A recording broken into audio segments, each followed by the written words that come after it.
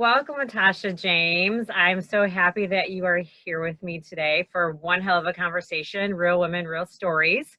I'm Awesome. excited that so many women want to talk and share their stories, whether it's about entrepreneurship, whatever led them there, life stories, however it is. So you are here today. I welcome you. And so tell me a little bit about you, your journey, your business, everything that encapsulates you and what you're all about. Yeah. Well, thanks so much for having me on. This is a really cool, fun format. So I think it's really interesting what you're doing. I have done like plenty of podcast interviews and things like that, but I love the video Oh, aspect thanks. of it. So yeah, thanks for having me. I'm excited to be Absolutely. here. I love the personal aspect of the video a little bit. I think Yeah. that it adds to the conversation too and makes it a little bit more personal for those who are watching as well. For sure, for sure. So I'm LaTasha. I live in Detroit, Michigan, and I own a marketing company called James and Park. So we primarily started doing like social media marketing, which we still do, but I actually do a lot of video work now as well. So social first video. So whether that's webinars or like Instagram, cutting things down for Instagram and making really cool, fun edits there, YouTube content. But yeah, we do social media as well. So that's that side of my business. And then what has kind of, spawned off of that is the coaching side of my business. So I also have, a personal brand. I have a podcast, a YouTube channel where I upload all the time. I feel like I'm like a YouTube dinosaur. I've been on YouTube for a while. And I do social media tips and marketing tips and just day in my life, like day in the life of an entrepreneur. And I have courses in coaching that have kind of like grown off of that. So Okay. little bit of everything. Great. Do you do like one-on-one coaching or is it strictly like in a video format or like personal? How do you do your coaching?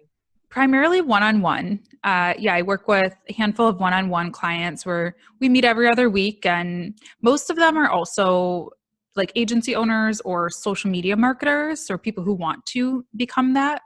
I also did a mastermind last year. I'm not sure if I'm going to do that again, but that was really fun. It's just like a lot of work doing a mastermind. It's a Yeah. lot of organization and things like that, but it was a really cool experience. Oh, that's awesome. Mm-hmm. So it sounds like I'll be calling you to kind of edit all my videos. Yeah.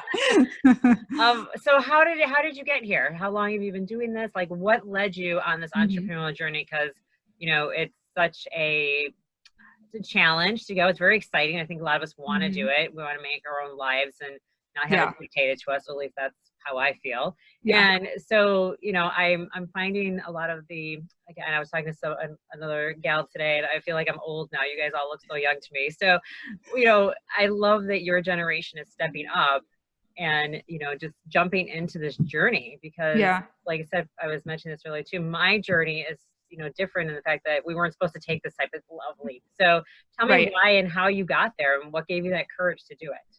Yeah. I mean, honestly, entrepreneurship is kind of in my blood, I think. I mean, I always, even when I was a little kid, like my favorite thing to play was like play store. Like I owned the Yeah. store, I owned this restaurant or something, and I've just always really liked it.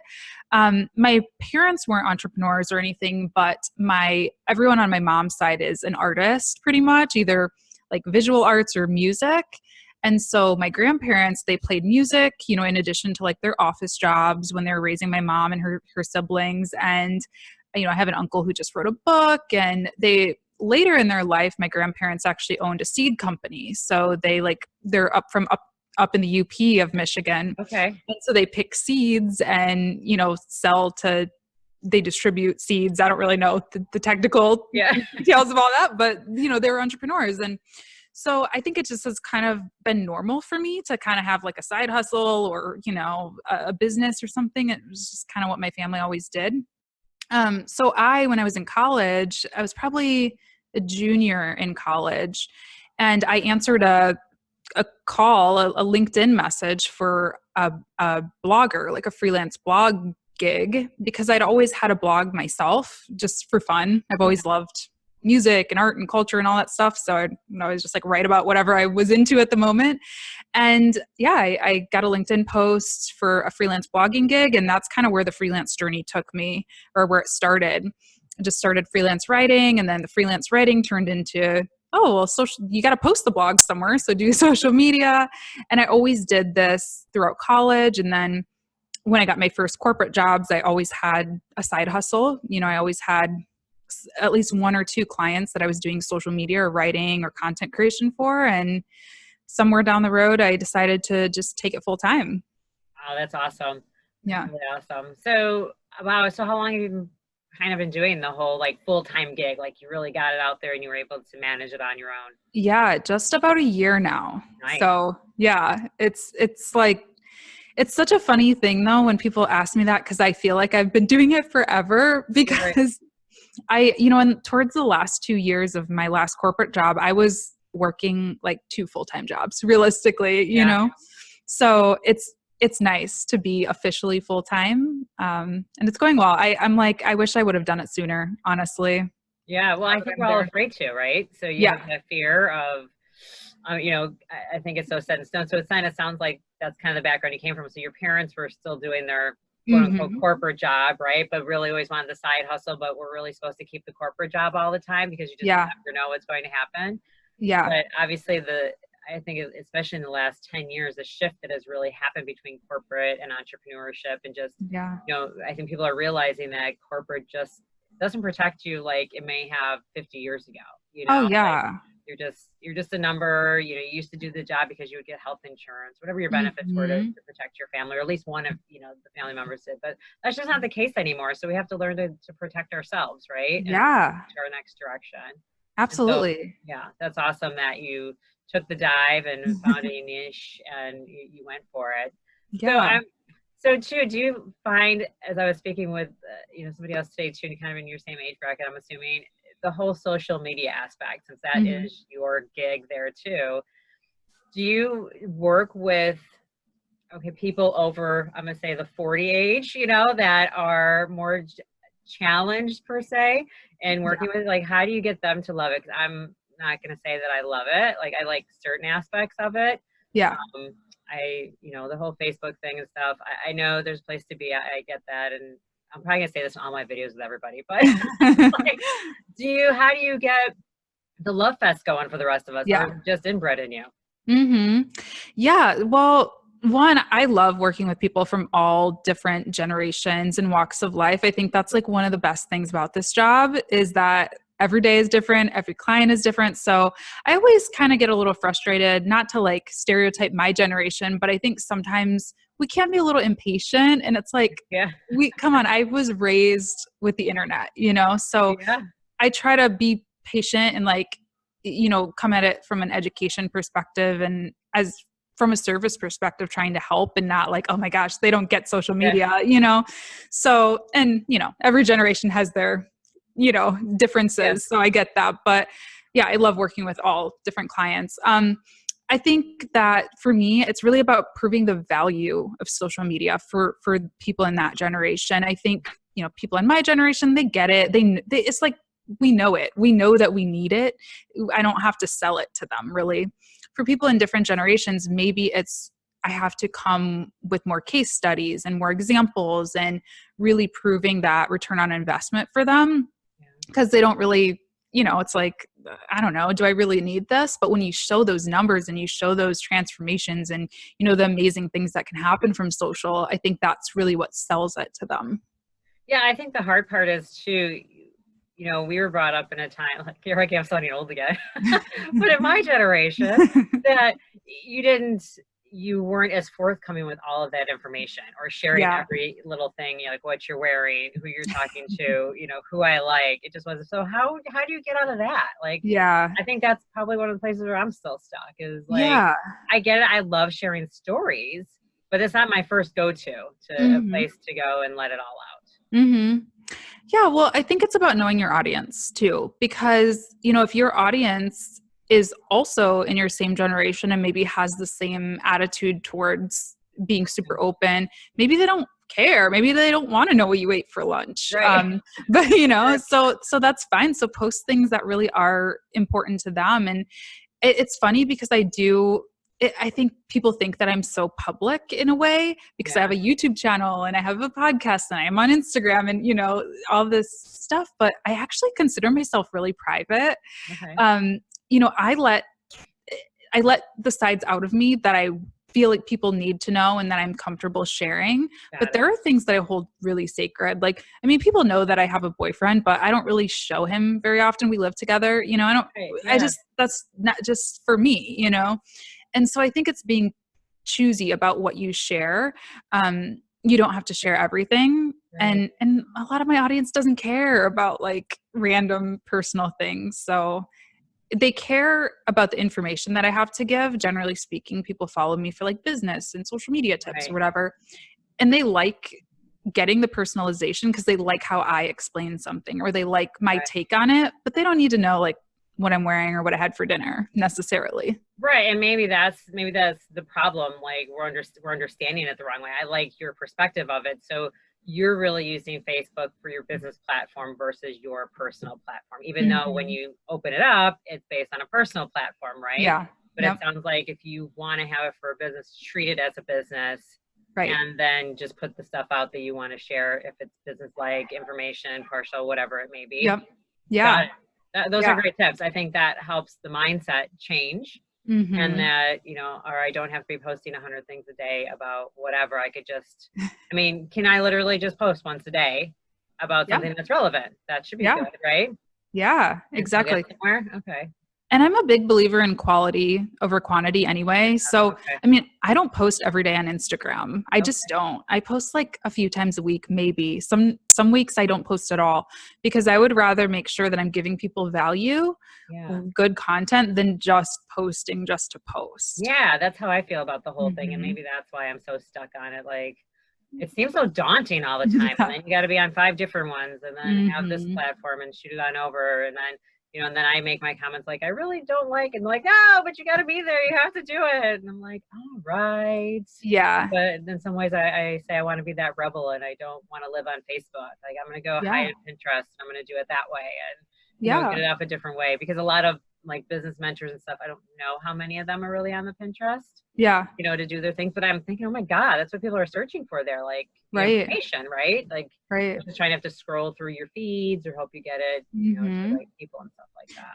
Yeah. Well, you got to be on the platforms that work for you and that work for your audience. So I call them pillar platforms. Okay. So, my pillar platform is YouTube. That's where I put the most energy, the most time, because that's what delivers me the most results. Not only do they have like the largest following on there, but they're engaged. They join my email list from there. They click on my links. They ask me questions. So that's my main focus. And then from there, like when I have time, I'll then post on Instagram or Twitter or LinkedIn or whatever. But you don't have to like do everything full force. Right. Because you'll burn out that way. Totally. And I'm glad that you're in this genre, this marketing part and that you're saying that because that's, I think it's going to put a lot of people to ease that it doesn't have to be so mundane. So all the time. Because like you spend you spend your life there.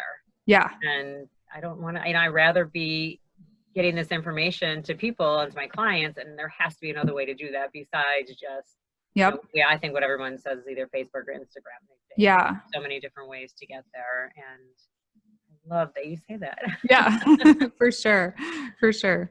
So what are some things that you do when you first start working with your clients? Like how to, the how-tos, a lot of us are pretty basic on, I think it's a challenge for everybody, how to market your business, right?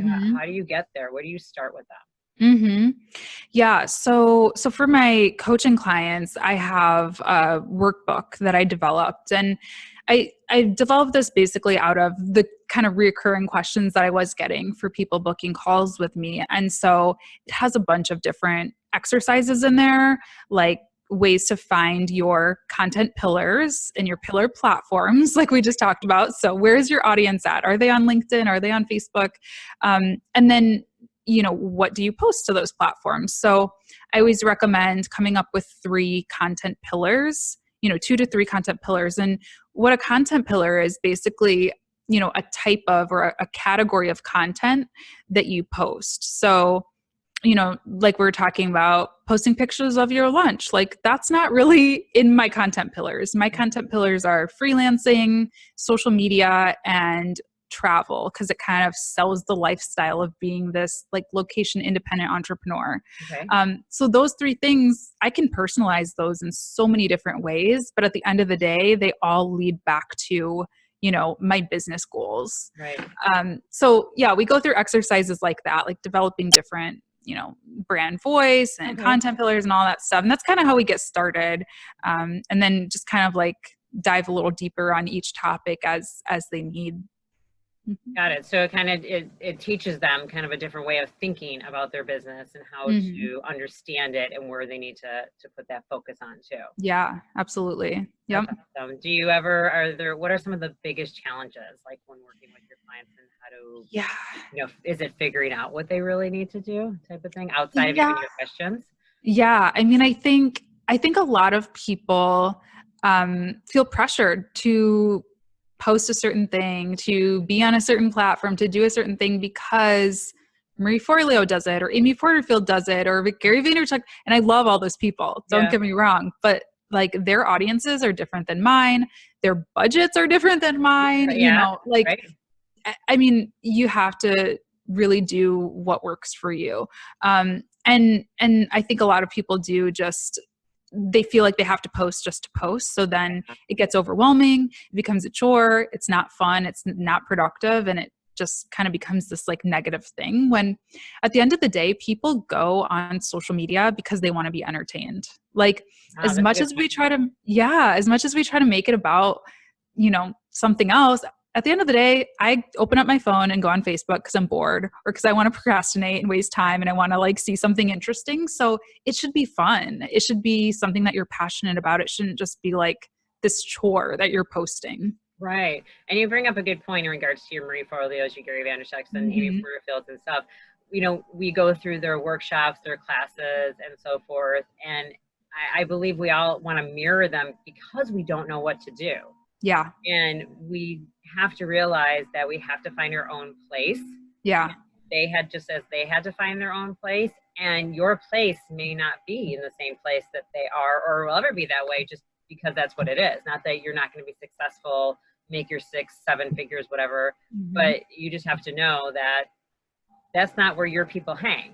Yeah. And they're kind of beginning phases, and you might need to take the person to the next level. And that's, you know, where all of us kind of develop, right? The aftermath of their beginning. Exactly. And I would even argue that, you know, I like to go where people aren't. You know, one of my favorite things to do is to go to in-person networking events. Like I think in this digital world, we've forgotten that like the real world exists sometimes. Yeah. And I mean, if you open up Instagram or Facebook, I can guarantee you just a couple, you know, a little bit of scrolling and I'm going to see like 5 different business coaches trying to sell something.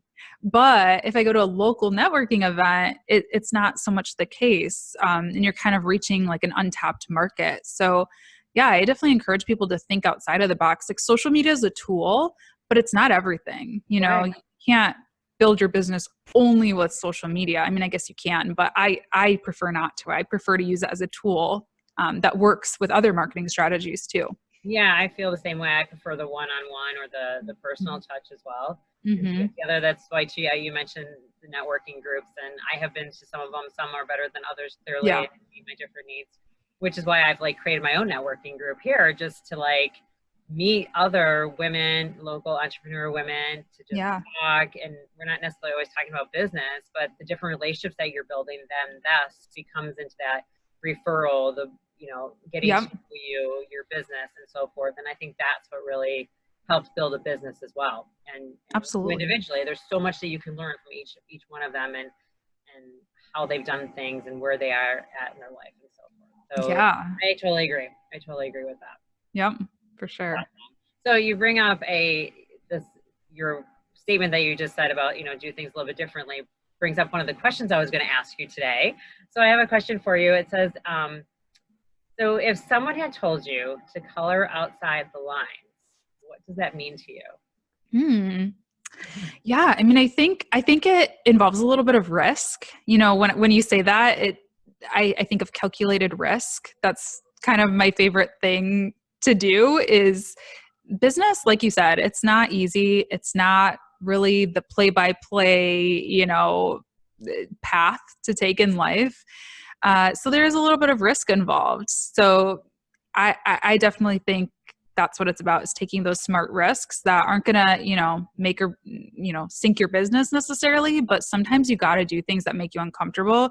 And I'm a big believer that if you're completely comfortable 24/7 in your business, you might not be growing. Like, you might be coasting, which is fine. And don't get me wrong, for some people that's totally fine. Like if you're also trying to raise a family or taking care of a sick parent, or, maybe that's what you want right now, is you just kind of want to coast. But if you really want that like growth, I don't know if being comfortable is always the best thing. Right. So do something that, like they always say, do something that makes you uncomfortable. Yeah. And don't always follow the pack, right? So Yep. even though everyone, 10 people say you have to be here, but you think you want to start it someplace else, then go be that rebel and go start someplace else, right? Absolutely. Absolutely. Have at it and try it. And it's not going to take a week. It could take a year. But just think, if you just cruise through that, how much different your world can then become. And you never know what it's going to be until you try that. Yeah, absolutely. That's awesome. So what are like some of the pain points that you hear from some of your clients that, like top fives, and kind of how do you get through them? Yeah. I mean, I think time is a big one. Like everybody knows that they need to be on social media, but they don't have time, or they don't have good systems, because I don't have a lot of time either. Like, I mean, I'm doing a million different things too. Everyone's like, how do you post videos and do podcasts and do this and serve your clients?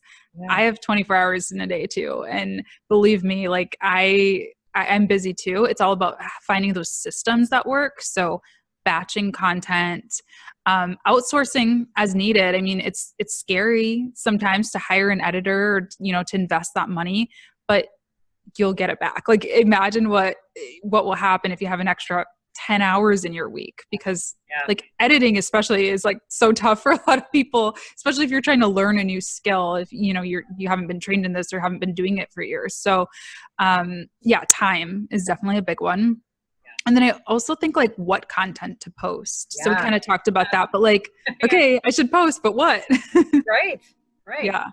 So what are your suggestions for that? Just, I know they always say like, listen to what people are saying. Yeah. What if you're not able to, you're not keen on how to pick up those cues and so forth? What do you think? Yeah. So market research for sure, well, it starts with your ideal client. So, again, somebody who is, 45, lives in Iowa, has 2 kids, like that's going to be a totally different content strategy than, a 20-something in New York City who, is single. Like you got to talk to those people totally differently. So understanding who your target is number one to that for sure. I think too many people, and we're all guilty of this, I think we try to be everything to somebody, when what you really want to do is be like everything to one person, one ideal client. So that's first thing. And then, definitely listening. Like once you do develop at least a small audience, just polling them and talking to them and listening to their feedback. And then lastly, it's testing. So, if I think, hey, I think my audience wants to see videos from me, post one video and see how it is, measure it, see, what it does to your business. And it's okay. Like if it doesn't work, it doesn't work. You don't have to be married to the idea of doing videos. Maybe they like podcasts better or blogs better, whatever it is. So just test different things and measure them to see what's working best. Right. How do you feel about Facebook videos? Like, you have, I think it's a split mix, right? So you have the people that say you have to do a Facebook video, a lot. I'm going to call it even a live, because it goes as far as a live. Yeah.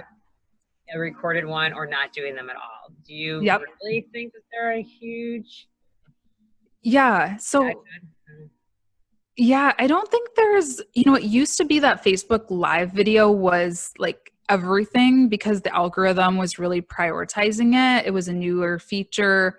I don't think that's so much the case anymore. I think it's kind of leveled out. So you can do live videos, you can do recorded videos. I don't think it makes a huge difference anymore as when live was first introduced. Yeah. But I do think that video on Facebook in general is, again, I think it's kind of an untapped, I mean, I know a lot of people do them, but I think when you say video, people are always like, oh, so you mean like YouTube or Instagram, right? And I'm like, well, maybe your audience, depending on your audience, they might be on Facebook. And again, I think a lot of it's generational too. Like if you look at the different demographics that are on these different platforms, Facebook does tend to skew, a little bit older.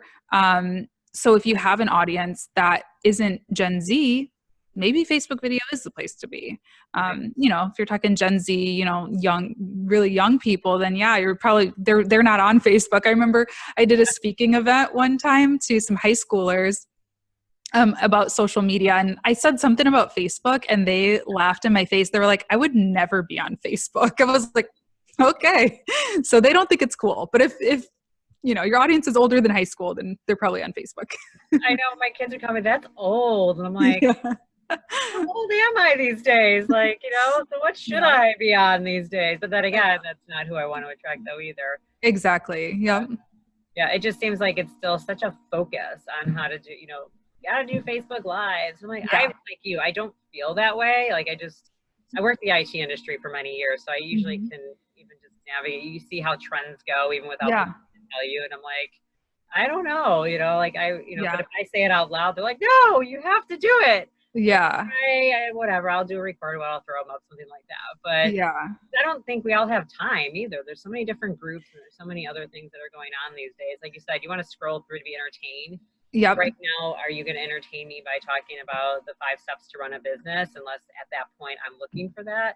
Right. Or do I just want a silly video of somebody falling down the stairs? Whatever. Right. For sure. For sure. Yeah. And I do think live video has its benefits. It's cool because it has like that two-way communication aspect. So people can ask you questions while you're talking about something. And so I definitely think they have value, but I don't think you need to do every single one, and I think they kind of lose their novelty too when you do a million live videos. Maybe it's a monthly live video or a quarterly live video instead of like every single week it's live. Because I think it comes to that point too, where there's like so many people and then you run into all that noise again, right? So let's say, I am the Marie Forleos or somebody like that, the Carrie Greens of the world, and I'm having this thing. Well, if I have 300 people on, right, and I want my question answered, they're still not going to get answered. So it doesn't help me watch it live or not. I will start catching replays. And exactly. Somebody probably has asked the question somewhere, or I'll just figure it out on my own. So you right. get lost that way too. Yep, totally agree. So at this time, I'm welcome if you'd like to put me on the hot seat. Sorry, I got the put me on the hot seat. You're welcome to ask me a question about anything or. Yeah. No, I would love to know, what your pain points or your challenges have been as you've kind of launched the show and have sort of been in this space a little bit. What are you kind of struggling with? So my pain points are social media. Social media. So I'll backtrack a little bit. So this segment that I just created, the One Hell of a Conversation or One Hell of Stories, really came out of my interest in talking with all women all over just about their stories, like how they started, where they go, where they came from, all that stuff. So I kind of just threw it out there and it's been a huge success.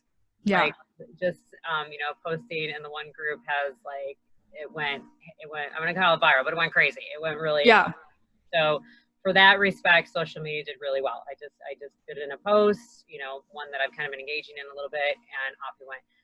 My pain points, like you said, are pretty much time. Yeah. And it's really understanding like what is, like you said, what is good content to put out there. And, you keep hearing all the different avenues to go forth. And my gut, which I have to start listening to more, says, I don't think it's necessary because me as a user myself, I'm not looking for that. Like, I think there's too much going on out there and I think there's too much posting. And, you see some of the posts where you think you, again, have to mirror things where it's like 5 pages long. Please tell me I really don't have to write that much in Facebook. Okay. No. It's like they keep getting longer and longer and longer.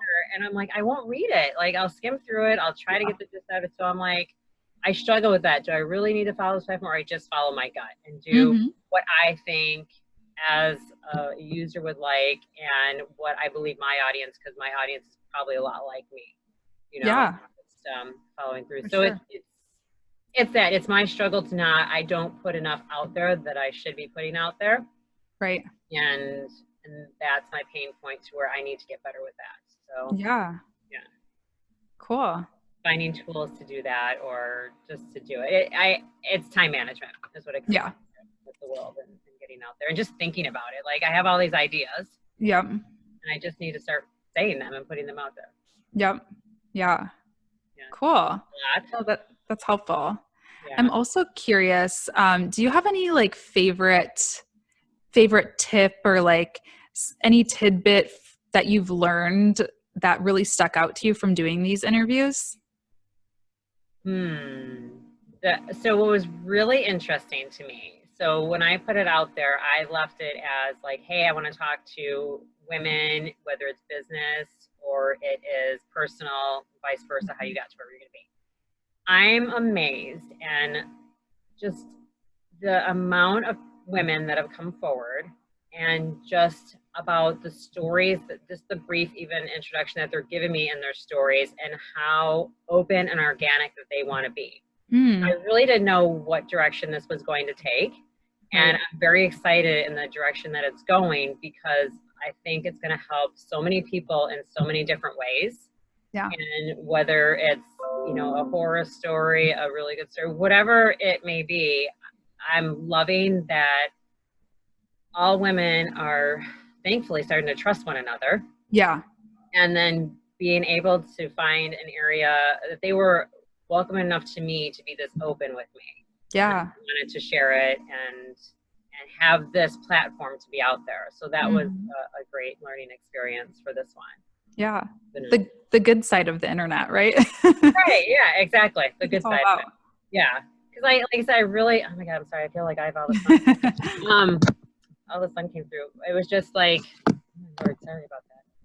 Just that it wanted to be, just very organic and normal and light, and just want to talk to people. I really do. I really wasn't like getting anything out of it. I'm not like, come work with me, come do this. Yeah. It's really just about learning and again, helping everybody out there, because you never know, like you said, the good part of the internet, who are you going to help? Yeah. Who's going to hear that story that be like, oh, I can do that. Like, you just made social media like that times much easier, marketing a little bit easier just by your little tips, you know, like you don't have to be so stringent in it, and we're afraid to do it away. So just things like this are awesome. Cool. Awesome. Yeah. So I appreciate you taking your time with me today. Yeah. Where can we find you, and what's the best way to reach out to you? Yeah, for sure. So LaTashaJames.com has pretty much everything you'll need to find there. I'm the LaTasha James all over the internet, on Instagram and Twitter and all that. My business is called James in Park, like I said. So if you're interested in that kind of thing, it's jamesinpark.com. Okay, great. And you work one-on-one locally, and then also throughout the world, I assume, wherever you are. Yeah, I actually work primarily remotely. Like most of my clients are all over the world. So yeah, I love it. That's awesome. Yeah. Well, again, I appreciate meeting you, and I appreciate your time. This has been wonderful. You are great. You are not that far. We should like meet somewhere in the middle sometime. Yeah. Kalamazoo, my hometown. Yeah, exactly. Exactly halfway. That'd be great. We'll just meet there, have some coffee, hang out, do whatever, glass wine, however it goes. And, yeah, absolutely. So again, I appreciate your time. I think everybody should go check you out and get those answers that they need for their marketing tips. And you said you're all over YouTube and every place else too. So yeah, out for you. And awesome. Thank you so much. Such a pleasure. Yes, thank you.